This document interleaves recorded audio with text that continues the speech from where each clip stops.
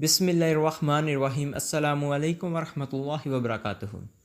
Michael Hart نے اپنی کتاب میں 100 عظیم شخصیات کو لکھنے میں 28 سال کا عرصہ لگایا، اور جب اپنی تالیف کو مکمل کیا تو لندن میں ایک تقریب رونمائی منعقد کی، جس میں اس نے اعلان کرنا تھا کہ تاریخ کی سب سے عظیم شخصیت کون ہے۔ جب وہ ڈائز پر آیا تو کثیر تعداد نے سیٹیوں اور شور احتجاج کے ذریعے اس کی بات کو کاٹنا چاہا تاکہ وہ اپنی بات مکمل نہ کر سکے۔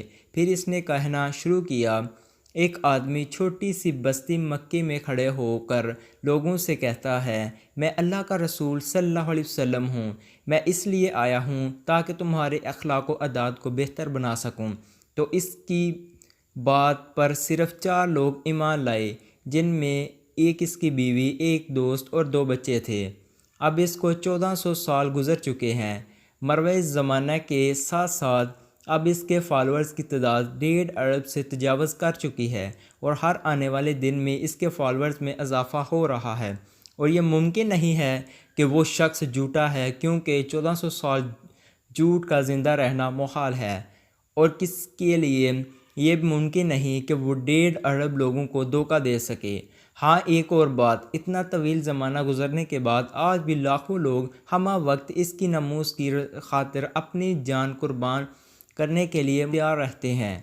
کیا ہے کوئی ایک بھی ایسا مسیحی یا یہودی جو اپنے نبی کی ناموس کی خاطر، حتیٰ کہ اپنے رب کی خاطر جان قربان کرے؟ بلا شبہ تاریخ کی وہ عظیم شخصیت حضرت محمد صلی اللہ علیہ وسلم ہے۔ اس کے بعد پورے حال میں اس عظیم شخصیت اور سید البشر صلی اللہ علیہ وسلم کی ہیبت اور اجلال میں خاموشی چھا گئی۔